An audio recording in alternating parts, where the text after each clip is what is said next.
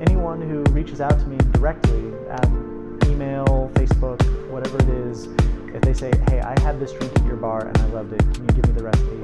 I will give them ingredients, step-by-step instructions. Will they be able to make it exactly? Probably not. I have very specific tools for very specific things, but can they get close or mimic it? Absolutely. And I want them to be able to take that with them.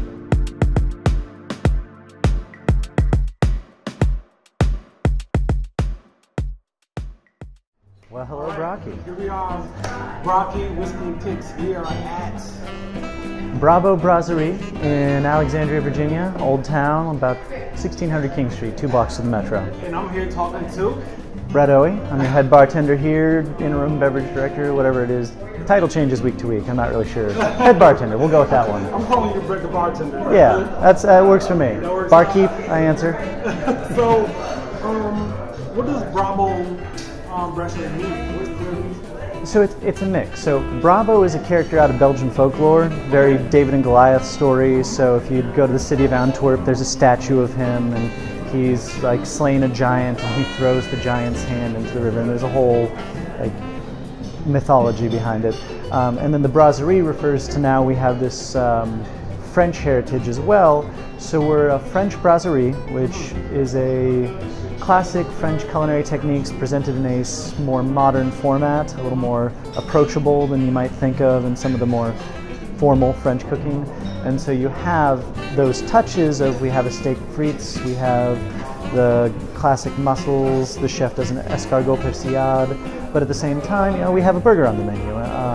And the culinary approach is sort of reflected in the cocktails as well. So we have our happy hour is themed around French aperitifs, but then we also have, sort of as a nod to our Virginia heritage, a whole series of classics, including our signature old fashioned, our cold fashioned, as it were. Which we're going to have later on, right? Yes. So I'm excited about this. Look forward to it. Okay, so I haven't eaten here yet, so I need to come here and check out something that I wouldn't get, which is usually a burger. Mm-hmm. So I need to try something that I would usually, something different. You know what I mean? So nice ambiance here, and you guys have a nice bar. What's the concept of the bar itself? So the bar is built really to be an approachable, elevated craft cocktail bar. So we take classics, and my menu is themed largely around classics, but then it's built in courses. So we have avant cuisine, so your sort of aperitifs, your wine-based cocktails, things you would have before dinner. Then we have our avec cuisine, which is 3 cocktails that I designed in conjunction with the chef, and so those are all like integrated in culinary technique, whether it's a truffle infusion or a duck fat infusion or a bordelaise sauce that's actually the simple syrup for it. And then après cuisine are all our dessert cocktails and digestifs. So I have something as classic as a coffee cocktail, or something as sort of out there as a White Russian served up with a coffee-infused vodka and a Kahlua-infused whipped cream that I float over the top. So I did notice when I came here to speak with you, just talk about what we're going to be doing here, how intricate the cocktail menu was and some of the concepts behind it. So I really like that approach. And you were kind of telling me earlier about people come here and they sit down. Sometimes they'll go around and speak to them about the cocktails. Yeah. So in my position, we've built a team that works the bar, and so we have 3 positions back here, one for the apprentice in the middle, a bartender on either side, and then on the end of the bar we usually have a big communal table, seats between 6 and 8, and we have a rail on the outside of the bar. And so I will be in that point position down there where I'll expedite drinks for the tickets and the service well, but then I'll also be available to the servers to act much like a sommelier would for wine. I go for cocktails, so I go to the table, and the guest says, I like a Manhattan. I say, that's fantastic. I have 10 vermouths, 50 whiskeys. Yes. How would you like your Manhattan? That's beautiful. And then we build it from there. So, I think did you speak to me before about you guys trying to incorporate more local spirits into here? Yes, so we have 2 programs here in our brasserie and one in our tasting room, and part of that is that we do events with local distillers. The most recent was with Catoctin Creek out of Percival, and so one of the things that we do is we're a French brasserie, but we nod to our Virginia heritage, and that sort of idea that we are in Virginia, we have Virginia spirits. So Catoctin Creek the master distiller there, Becky Harris, fantastic. If you ever get the chance to go visit, it's a little bit of a trek out to Percival, worth it. I'm down. Don't go on a Monday, they're closed. Okay. But their tasting room's great, and she does several brandies in that French eau de vie style. Her quarter branch apple brandy is my favorite, but also her 1757 is brought up to a high cask strength, and then she brings it down to the bottle strength, the same way you do a cognac. Over time, it takes years for one of these barrels to be ready. So we do events where I'll feature just the spirits of one distiller, preferably a local distiller, in classic cocktails, but tailored to their spirits. So for the fall, I did a maple syrup Sazerac using a maple syrup that they have put in their barrels, and then using this brandy, going back to the history of that drink originally being made with cognac before cognac became unavailable because of a blight that happened around the turn of the century. And that's when the Sazerac became a rye whiskey cocktail, was because cognac wasn't available. I didn't know that. Yeah. That's crazy, man. That's something I didn't know. There's so much rich history behind these bottles that we pick up and pour into glasses. Well, that's how I got into it. Was definitely the history pulled me in. For sure. And that's one thing I noticed when I picked up about you, the technical aspect. Like, you seem to be really about those details. I like that. Yeah. Well, so I'm an anthropologist by training, and so having that background of everything has a culture, everything comes from a place, and wanting to know where this bottle came from, who made it, why they made it, what they made it with, it just kept pulling me in. Every time I picked up a different bottle, I was like, I've never heard of this. This is who made it. And then I'd start to study, and then it just more and more and more. And then all the drinks that can be made with them, and most of these have a whole portfolio of classic or historical cocktails that are just integral to their nature. So I had to know more, and I ended up doing it for a living. For sure. Worked out. Man, I can dig it, man. So we're in here right now, and as people can hear, the place is buzzing. People are here, and in the background, they're eating and drinking and so on and so forth. So, how long has Brabo been here? So in one form or another, I think it's coming up on 10 years soon. It has changed over time because there have been different chefs. So with Robert Wiedemeyer, it was Belgian fine dining. Now with Sébastien Rondier, it's a French brasserie. And that sort of growth and that, I won't call it like a transformation, has also lent itself to the atmosphere. So you'll find pictures of Brabo from when it opened, and this bar was not the bar you see now. There was a glass back and shelving all the way up, and then the dining room was all white tablecloth. And now we've brought in more of a much more dark wood, copper aesthetic, and it has a much more warm feeling.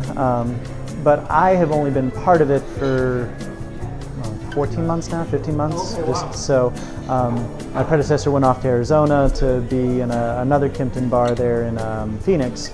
And so this position became available, and I came in and took this program to where it is now. So it's been growing over this past year, sort of changing to try and come together with the chef's menu. One thing that I find is very important is cocktails on their own are fantastic, but I'm much more of the mindset that they should be enjoyed with the meal, with the food. And so I try to find a way for my menu to travel with the chef's menu, sort of on that culinary journey. So that kind of segues to my last question in regards to Brabo, because you're gonna make this cocktail for me, and we're gonna drink it in a couple seconds. Yes, sir. But what should people expect coming to Brabo restaurant? They should expect to be delighted that we can take any element of what we're already doing and in some way bring it more into their experience, make it almost like home. And we can do that with the drinks. I've seen the chef do that with the food. And it's about the people. It's about, they should come expecting an experience that they will want to have again.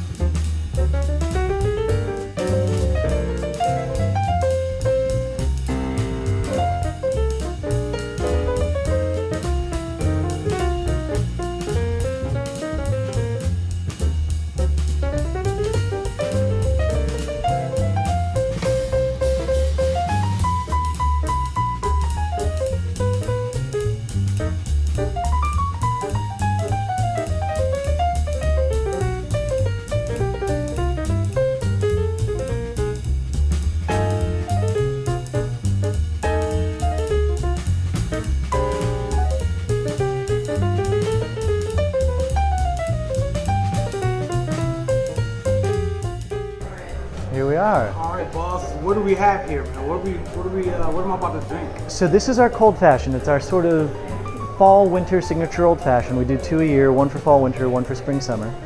And if you think about an old fashioned, it has 4 core elements. It's sugar, spirit, bitters, and water. So for your spirit, we're using Old Forester's just signature 86 proof bourbon. Figured whiskey and kicks, we got to do whiskey, right? Well, you know, we don't float your boat around here, you know. And then for our sugar, we're using a rich, simple syrup made with goma arabic. When you think back to a previous time, things would spoil. And so when they discovered goma arabic and that it would keep things from spoiling, it was only a matter of time until they put it into their simple syrups, and it makes it basically indefinitely shelf stable as long as you keep it refrigerated. Wow, Also adds, it has more of a texture than a taste. So if you had the 2 simple syrups side by side and you just tilted the glass, classic simple syrup would look almost watery, and this would look almost silky. It has this satin texture, which also translates somewhat into the drink. For the bitter element, we have 3 actually. So the classic is Angostura. We also have sorghum and sassafras barrel-aged bitters from Woodford Reserve, and then we also have Amaro Montenegro, which is in that family of Italian Amari, sort of the aperitif, digestif spectrum, that adds a little bit of a citrus and a little bit of a botanical element to it. And then it's finished, the water element is dilution from stirring and over a hand-cut cube that we have my apprentices do every day. That's a beautiful cube there. I like the raw, instead of the perfect, I had the square ones, I had the cubes, and I had the round ones, but I like that raw, you can tell somebody put a pickaxe in it or something. Yes, sir. I'm gonna taste this thing, is that cool? Please. All right, let's see. Oh, wow, nice. Wow, that is delicious, dude. Thank you. It does different things. It's sweet, which is what I like. I use my old fashioned bourbon instead of rye. Rye is cool, I love rye, but I use bourbon. But just doing this, it's like dancing on my tongue towards the end of this. It's weird. That's the Amaro and the barrel-aged bitters have a little something on the finish. Okay. So you get the bourbon up front, you get the sugar up front, because that's the tip of your tongues where you're going to taste all the sweet stuff. And then as you go back, when you think about your flavors, it's salty, sweet, bitter, sour, and umami. A lot of that comes at the back of your tongue and the sides of your tongue. And so you'll taste different parts of the drink as it goes down. Yeah. And then if you drink it in and then exhale through your nose, you're also going to get some aromatic elements on your soft palate up at the back of your mouth. So it covers the whole sensory experience, which is kind of the goal of the drink. Thank It you. is very well balanced. And I'm going to sit this when you sit here and tell me about yourself. I want to know about Brett. So where are you from initially? I am from California. It's a little town way up in Northern California called Mount Shasta. So if you start at Sacramento, you get on Interstate 5, you head north, up on the northern horizon, you'll just see this white dot standing out above the mountains. As you get closer and closer and closer, it gets bigger and bigger and bigger. And you start to follow the Sacramento River Gorge. You're going mountains up on either side. The river's down in the canyon next to you. And then you come out into this valley. It just opens up north of Dunsmuir, and there's the mountain. And so there's a town right at the foot of the mountain. So you have Mount Shasta, the mountain and the town, and then around it is Siskiyou County. And it's just this big, wide, high desert valley. It's between 3,000 and 5,000 feet elevation, depending on which part of the county you're in at any given time. And it's a beautiful place. Who brought you out here? Well, so my parents worked in forestry, and they were with the Forest Service.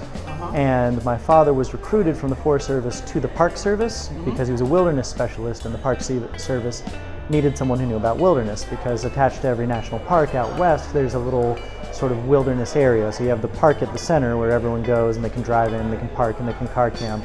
And then you have the place where all the backpackers go and get lost for a week at a time. Okay, right. So he was in charge of sort of administering that, and wherever he went, I tended to go with him. And so he came out here 2000 and 2008, 2009. I came out here in February of 2009 with him. Wherever he was, I got in-state tuition, and so I actually came out here and I went to school here in Virginia. So I went to George Mason, I went to Nova first, so got my associates at Nova and then my bachelor's from George Mason. So you have any siblings? Just you? So it's a bit mixed. I do have 4 half siblings and 1 older sibling. I was adopted at birth, and so my birth mother then, a couple years later after I was given up for adoption, she got married, had a family, and so I'm still close to them. So 3 younger sisters and a younger brother in that family, and then the family that adopted me out in California where I grew up, they had an older son. He's about 19 years older than me, so he's more of an uncle than a brother. But but he's the one who I grew up with, and he taught me a lot of what I know and do. Actually, he is probably in large part the reason that I am bartending. He's a tequila importer in California. Oh, nice. And so I learned a lot about tequila growing up. And so my first cocktails were largely tequila centric. I learned how to make a margarita much earlier than I should have. But, you know, but it's a skill I put to good use. I make a living out of it. West Indian friends who were drinking rum when they were like 10 years old. Yeah. I mean, you know, this is like, it's a matter of perspective. Yeah, that's cool though. And so he put you on to a lot of yeah. I haven't broken into tequila really. So what was your degree in? Latin American Studies. Latin American Studies. Yeah, so George Mason does there's a theme that a lot of my life is sort of paralleled from growing up in California with the tequila importer, and then coming out here I started to study, it was largely pre-Columbian cultures, and then around my junior year I started to get into a little more political science, human rights, and I found myself writing my capstone on the cartels, oddly enough, which is a depressing topic, and I don't want to put that on your show. But suffice it to say, it was a very long senior year studying those, and yeah, that's where my degree went. And then, did you start working in your degree in any fashion, or did you break into bartending around that time? Now, how did you get the transition to bartending? So it was a mix. I started here in Virginia. My first job was at a little coffee shop over in Delray, here in Alexandria, called St. Elmo's. And working at St. Elmo's with coffee, I did a lot of mixing with the coffee and sort of the coffee, you know, mocktails, and we had all the Monin syrups, and so I was making drinks for the live music shows that we would do there. Okay. And that got me really thinking about, you know, mixing drinks. And then I went on to work at a taqueria, so it just made sense that I loved Latin America. I was studying Latin America. Why not work in a Latin American restaurant? And I worked at that taqueria for about 4 years. Taqueria El Poblano, best margarita in Northern Virginia, like 5 years in a row. So nice. if you ever go over, you should try one. Oh, wow. And there I started to really, the idea of food with drinks, like no one does it better than Mexico. And I don't know, the French might say wine, but I think a margarita and a taco, that combination is the ultimate like pairing. Yeah. And so, you know, playing with your tacos, playing with your margaritas, and then sort of bringing them together made me think about food and drinks in a different way. And then moving forward from there, I went to work for Clyde's. And if anyone who's in DC knows Clyde's, what are they in 1963 to 2018? That's 55 years this year that they've been open and going. And so I worked for Clyde's at Clyde's of Columbia and the Tomato Palace up there, now the Soundry, rest in peace Tomato Palace. And then over to Clyde's of Tyson's, rest in peace Clyde's of Tyson's. Kind of a jinx for them. Every restaurant I worked in seems to have closed. Let this guy go. Yeah. And then I moved over to the Tombs in 1789 in Georgetown, and I was there at the Tombs for about 2 years, working as a manager there. And then also, like, part of when I was a manager was I was trying to cultivate a lot of the students who wanted to become, they were servers or doormen or hostesses, and they wanted to be bartenders, their senior year, and so I would host a class where I would, try and give them some of the basics and some of the classics, and then the people who attended that class, most of them went on to be bartenders at some point for the restaurant. One of them went on to be senior bartender her senior year, and I'm super proud of her for doing it, because the transformation from very shy and not super people friendly to the senior bartender, like she knew every student, their drink. She knew when they were coming, she'd turn and like point at the door and call them out as they came in, have their drink on the bar. So that's gratifying for you.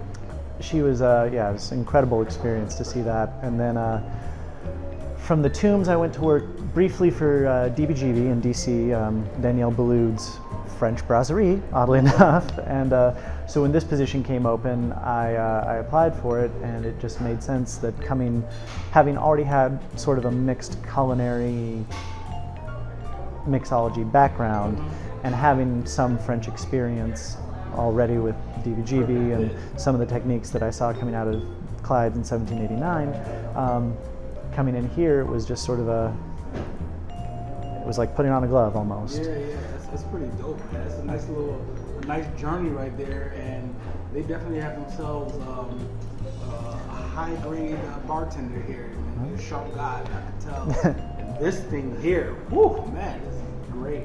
Thank you. I'm thoroughly enjoying it. So, you're in Old Town, Virginia now. What do you love most about Virginia, specifically Old Town? Specifically Old Town, it's the community feel to it. In a lot of places, you would feel this degree of like aggressive competition. You have to be struggling to get all of your guests and sneaking in and taking regulars because you make a better drink. And it's like here we don't have that. We have this collaboration where we're a hotel bar also, so when people come down from the hotel, they're like, hey, it's my first time in Alexandria, where should I go?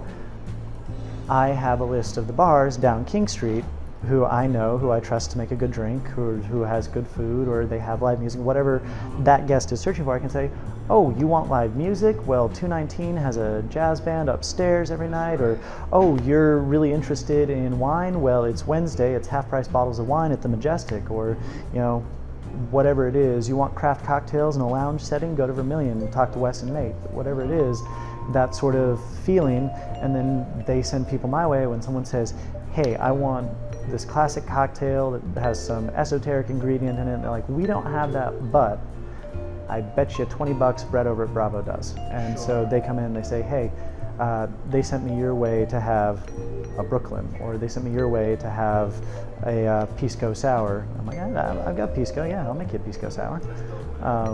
Whatever it is, we try to, so it's much more, there's a camaraderie to it. There's a feeling of community to it where I don't feel like I have to fight other bartenders for my guests. I'm encouraging my guests to go to other bartenders and vice versa. That's really a secure way of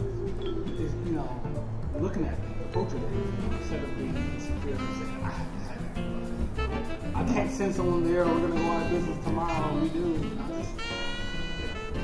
Well, and what I do is not what they do. Like I'm very grounded in, most of my cocktails come from between 1860 and 1960, which maybe someone wants a Cosmo. My Cosmo is decent, but it might not be as good as whatever crazy alternate new age Cosmo Nate just came up with. I'm like, you want to try something you have never had before? You want a Hurricane made with a passion fruit goza?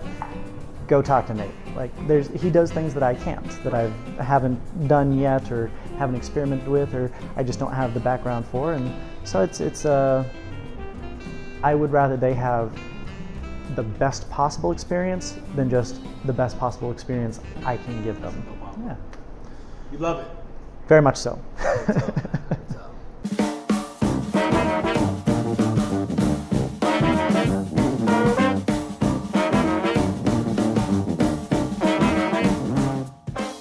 So this segment, man, what I do is I reach out to my followers. Okay. If you had to ask a bartender a question, what would you ask? All right. So I'm going to pose a few questions to you, and we'll see what your answers and see they're happy about it. All right, I'm ready. All right, so Jonathan Bird asked, what drink, if any, do you not recommend? There is no drink I would like outright say don't drink. It depends on your palate.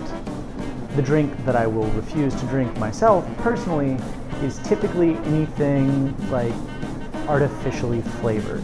And so you'll find like a lot of the lower tier flavored vodkas or flavored whiskeys, the additives they put in are going to leave you with a massive headache the next day. It's not worth the extra sugar. So if you are going to drink something flavored, like if you want a Kir Royale or something with creme de cassis in it, make sure that they're using like Massenet. It's actually made with the fruit as opposed to just the fruit extract and some sugar. But not recommend ever outright. There's nothing I won't say. It's not worth trying at least once. I can dig it. That's a good answer. Octavius Isaac asked, what is your favorite cocktail to enjoy yourself? Myself. Ooh. It's a tough one because it varies by season and day. I will almost always default though to either a Negroni, an old fashioned, or if I like the place and I think that they're going to make it with a good sparkling wine, a French 75 every time. You know, I've been wanting to make one of those. I do a little video making cocktails. Jolly bartender is Nate Ramon, he calls it. And I've been wanting to make a French 75. It's a pretty good cocktail. Huh? Yeah, and it's super simple. I mean, you only need gin, sugar, lemon, and champagne. That's right. Four pieces, put in a champagne flute, and it's it's a piece of history and it's a great drink. And as everyone knows, I love gin. How do you feel about white Negronis? White Negronis are actually fantastic. We have one on the menu right now. Oh, do you? Yes. So, being a French restaurant, we have a French gin, Citadel, and we keep Lillet Blanc always. If you're going to have a China, you have to have Lillet Blanc. And since we're doing the French aperitif happy hour, we actually keep Suze on hand as well. Okay. And so we make the White Negroni as that first formula that came out of New York with the gin, Suze, and Lillet Blanc. And somewhere over in that section of the shelf, Suze should be peeking out. Yeah, the gin before I leave. Yeah. Oh. And twist of lemon? Twist of lemon, yes. Nice. Very much so. You guys serve it up or you serve it on ice? I serve it up. We have a little Nick and Nora glass, which is a tiny martini glass. And one of those, just as long as you hold it down by the stem so you don't heat it too much and you get to enjoy it while it's still cold. I find like drinks like that, once you've diluted them to the point where you want them to be to drink, if you leave them on the ice too long, you lose some of the texture, and that drink is very much a textural drink as much as it is a flavored drink because it has that silky quality from the Suze and the Lillet. So when you're mixing your cocktail in your glass, how can you tell the level of dilution? Based on the amount of ice I put in, how high the drink rises. Oh, okay. So that makes sense. 8 to 12 seconds is a good amount for chilling, but if I want it more diluted, I might go as long as 15 to 20 seconds, so that if the ice drops below the level of the liquid, it's probably too diluted, but if it goes from down at the bottom of the glass to halfway up, and the ice comes down about halfway, that's usually where I want it. Okay, nice. Yeah. That wasn't part of the question, but it popped up in my mind for sure. Yeah, of course. Paige Pritchard asked, what is one of your biggest pet peeves while bartending? Ooh. The biggest is probably, and I hate to ever disparage a guest, but there's a moment alienate anyone. where, like, if you are sitting there and you see a full bar, a full dining room, and one person back here, order a beer, a glass of wine, or a shot. I love to make cocktails. I want to make cocktails. I want to make you a cocktail. But if you want it in under 10 minutes and we have a full dining room, you're going to get a beer, a wine, a shot. Yeah, it's not about lowering your expectations. It's about reading the room. If one person back here is trying to turn out drinks for 200 people, beer, wine, that's a good point. Yeah, and you're so not only handling the bar, you're handling the entire restaurant. Yeah, and so like this person, I want them to have that Ramos Gin Fizz. But if they order that Ramos Gin Fizz, I'm going to look them in the eye and say, 20 minutes, you will have that drink. Is that okay? because that's a drink that has to be shaken with For a the long egg time, white. right. Yeah, it's like with egg white and cream, no ice, then with ice, then double strained with the soda to get it above the glass. It's like, know what you're ordering in the context that you're ordering it. So my pet peeve is the person who doesn't and then gets upset when it takes a long time. It's like, I did warn you. That makes sense because Yeah. any civilized person would understand. But it's the one Yeah. guy who just came from 5 different bars, maybe, who gets pissed off that you can't make him this 7-ingredient cocktail that takes 35 minutes. Yeah. I get it. So, and that's it. Just understanding where you are. As someone who doesn't read the context, that's my peeve. If that answers the question. So we had the cold old fashioned. Mhm. Now we're gonna transition in a couple seconds into something hot. Because Yes. it's snowing and cold outside today, and I need to get warmed up before I roll out of here. Yes. So I'll talk a little bit about it before we do it philosophically. Alcohol is a nervous system depressant. And caffeine is a nervous system stimulant. When you mix the stimulant with the depressant, sometimes it makes people a little fuzzy. And so last year, this time of year when it started to snow and it was getting cold, someone was like, are you going to do any hot cocktails this year? And I said, I might, but I got to think about how I can do them without integrating tea or coffee, or if I do integrate one of the two in a decaffeinated fashion. And I'd had in the back of my mind for a long time making a cocktail with chai. So that's what you're about to try. I'm excited about this. Let's get to it.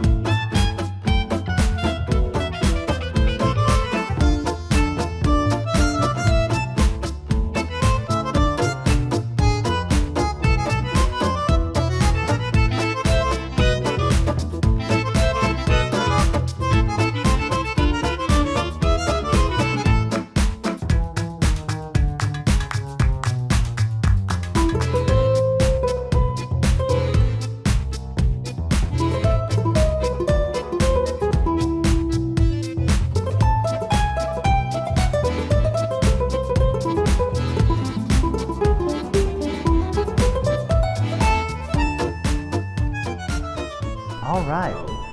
So, What we have here, man? so this, as we were talking about chai à l'orange. And what I wanted to do is I wanted to take the concept of that classic, the Irish coffee, where you've got your rich brown sugar, your Irish whiskey, your coffee, your hand whipped cream, a little nutmeg on top. But I wanted to integrate sort of our French heritage into it as a brasserie. So the chef does a duck à l'orange, and part of that is flambeing it with a little Grand Marnier. So I took Grand Marnier, put it into my heavy cream, shake that together, and that's your top layer there. That's your Grand Marnier whipped cream. Underneath it, what you have is a chai concentrate made from rooibos, which is that African red tea. So it's more of a bark or a tisane than a tea. It's not made from leaves, but the spice shop at 321 King Street, so down, about 13 blocks from here, down towards the water, they have this chai blend that I will make a large pot of the tea. I'll mix it with demerara sugar, that high molasses like sugar in the raw, and then cook it down until it's this thick concentrate. That concentrate with a little cognac, going back to that, talking about phylloxera, I use specifically Pierre Ferrand. It's a 1840. The idea they had was we had to recreate the flavor profile of our cognac from before phylloxera, and this is what they came up with. Their master distiller went and tasted some of those barrels from before the 1840s, blended across his barrels, and came up with this blended cognac. And so, Whoa, beautiful bottle. yeah, so the Pierre Ferrand 1840, a little bit of Grand Marnier, house-made chai concentrate, heavy cream, and then garnished with fresh grated nutmeg. So you're looking at looking for that the fall winter flavor profile, but also because rooibos is naturally caffeine free, you're not going to have the side effects of mixing caffeine and alcohol. You're just going to enjoy your drink, and it'll warm you up. And You guys hear what he just said? You wish you did what I do? I'm gonna try this right now, man. please.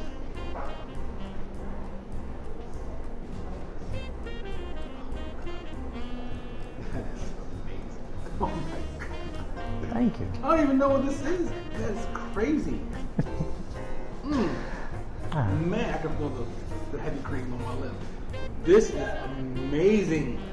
Wow. You came up with this? Yes, and it's so we've done a couple things with it. It's going to be there's a book coming out that we put that in, and there's a magazine article we put that in. That's just if you have two pillars of sort of our style. This is Brabo. This is me, and this is what I've done with Brabo in the last year. This is the culmination of all the other things we've done coming to those 2 points, is the cold fashion and the chai orange, sort of exemplifying. We want culinary technique, we want cocktail technique, we want history in a glass.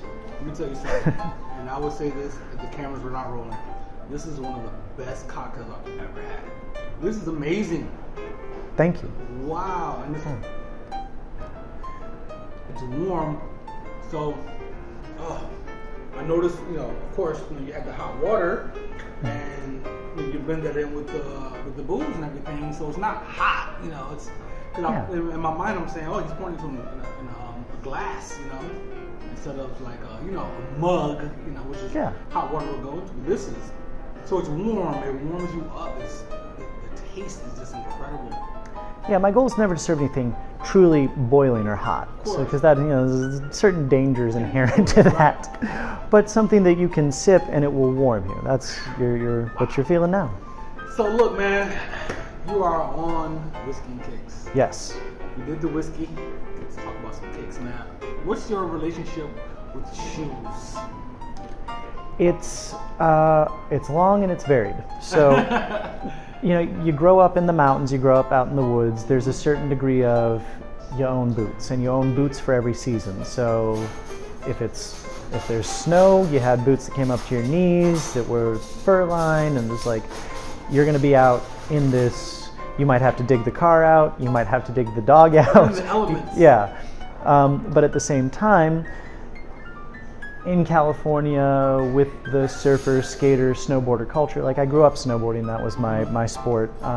There's a certain degree of, you got to wear Chucks. So, of course, you got your Chuck Taylors. And, the universal sneaker. Yeah. And then for me, also, of course, being in restaurants, there's a degree of safety at all times. So you start to really understand what non-slip and oil resistant means. For sure. But also being in a position where you're in a restaurant, but you're also in a restaurant and on the floor on display, you have to find that dress shoe. And so for me, it came down to Echo, ECCO, makes some fantastic, they're oil and slip resistant, they're leather, they're fashionable, Oxfords. I'm a big fan of Oxfords in general. You have one Echoes today? Yes, okay, yeah, that's what I'm wearing today. Yeah. And they're durable. So these ones are starting to fall apart after 3 years of being behind a bar, on a restaurant floor, in a kitchen, spilled on. Yeah, Comfort One down there has like their whole lineup. And so it's a functional thing, but those look like the fashionable shoes that you have on right now. Yes, sir. And that's what it was like. You want it to be form and function. You don't want to sacrifice either if you can help it. And so there's, I have dream shoes that I'll purchase someday, but for now, if it does the job and it lasts a long time, the Irish guys, Dewberry, come to mind. Okay. Those like really nice leather like country and horse boots. And just their Chelsea. I like the Chelsea boot in general as a style. I think no laces, ankle high, the sort of flexible panel sides are really, I don't know. Not that I wax poetic about shoes, but I can. Right. But listen, the whole concept is everyone has some type of relationship. No one is walking out of the house barefoot in the morning in old town Virginia or Washington D.C. You have a reason why you put on whatever you put on. Oh yeah. We want to talk about it. Yeah, wet cobblestones, wet restaurant floor, one way or another. I don't want to slip. Either way. So man, this has been fantastic. This cocktail, I'm blown away. So I'm asking you now because I didn't know if it was part of the glass or not. There was, you had the brown, you had the white, you got like a little yellow strip. What was the yellow strip? So where the cream starts to integrate with the chai, when you saw the chai poured at first, it should have been almost translucent. And you'll notice it started to turn a little opaque as the cream integrated. So it forms in layers, just the different viscosities of the heavy cream with the Grand Marnier integrated into it, and then the cream that's gone into the chai and cognac and water. That makes sense. This is science. I always tell people, this is bartending is science. It's chemistry, alchemy, a little bit of physics all at once. Yeah, all at the same time. So, any way for people to follow you? Anywhere, Brabo or you, or as far as social media is concerned, or anything like that? So Brabo, you've got at Brabo Alexandria, all one word. Brabo is Brabo. For me, I am at Shasta BOE. So Shasta Shasta, like the county, like the mountain, and then BOYE. So my first initial and last name. Okay. And you give classes here.